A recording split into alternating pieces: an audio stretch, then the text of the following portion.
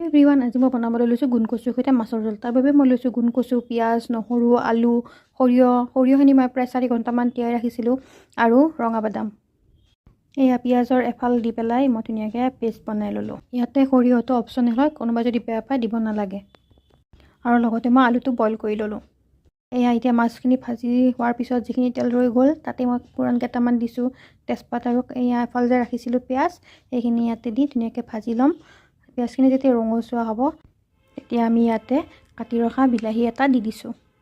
বিলাহীটো অপশ্যনেল হয়, কোনোবা যদি বিলাহী খাই বেয়া পায় বা কিবা প্ৰব্লেম হয় বিলাহী খালে তেতিয়া বিলাহীটো স্কিপ কৰিব পাৰে, কিন্তু বিলাহী দিলে আঞ্জাখনৰ সোৱাদটো বেছি হয়। এতিয়া আমি ইয়াতে দি দিম হালধি আৰু সোৱাদ অনুসৰি নিমখ। এইখিনি দি পেলাই ভালদৰে লৰাই লৈ ঢাকি ভাজি থাকিম যেতিয়ালৈকে বিলাহীখিনি ধুনীয়াকৈ সিজি নাযায়। এয়া দেখিছেনে মোৰ বিলাহীখিনি ধুনীয়াকৈ গলি গৈছে। এতিয়া দি দিম আমি ইয়াতে গুণ কচুৰ পেষ্টখিনি। এতিয়া আঞ্জাখনৰ বৰ বিশেষ একো নাই, এয়া গুণ কচুৰ পেষ্টখিনি দি দিছোঁ ধুনীয়াকৈ আখলি পেলাই, পানী অকণমানো দি দিছোঁ।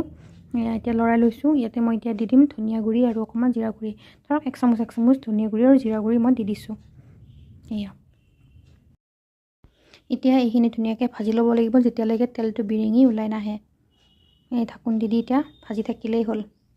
এয়া মই ঢাকোন লগাই দিলোঁ। এনেদৰে প্ৰায় 5-10 মিনিটমান ভজাৰ পিছত এয়া দেখিছেনে মোৰ প্ৰায় ভাজা হৈয়ে গৈছে, তেল বিৰিঙি ওলাইছে। এতিয়া মই ইয়াতে দি দিলোঁ বইল কৰি থোৱা আলুখিনি অলপ ভাঙি দিব, তেতিয়া আঞ্জাখন অলপ গোটা গোটা নিচিনা হ'ব। এতিয়া বইল কৰি থোৱা আলুখিনি দি 1 মিনিটমান ভাজাৰ পিছতে আমি গৰম কৰি ৰখা পানীখিনি ইয়াত দি দিলোঁ। এতিয়া পানীখিনি দিয়া হোৱাৰ পিছত যেতিয়া আঞ্জা ধুনীয়াকৈ উতল আহিছে তেতিয়া চবেই জানেই এইখিনি মাছখিনি দি দিলেই হৈ গ'ল। আৰু শেষত মই এতিয়া ধনিয়া পাত অকণমান কাটিছোঁ। দেখিছেনে আঞ্জাৰ কালাৰটো ইমান ধুনীয়া হৈছে দেখিবলৈ, খাবলৈও বহুত সোৱাদ হৈছিলে।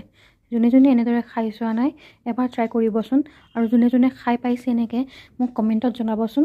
যিসকল লোকে মোৰ ভিডিঅ'বোৰ চাই আছে তেওঁলোকক বহুত বেছি ধন্যবাদ, আৰু যিসকল লোকে মোৰ ভিডিঅ'বিলাক এতিয়াও চোৱা নাই এবাৰ চাবচোন, আৰু ভাল লাগিলে লাইক শ্বেয়াৰ কৰি দিব। Thank U.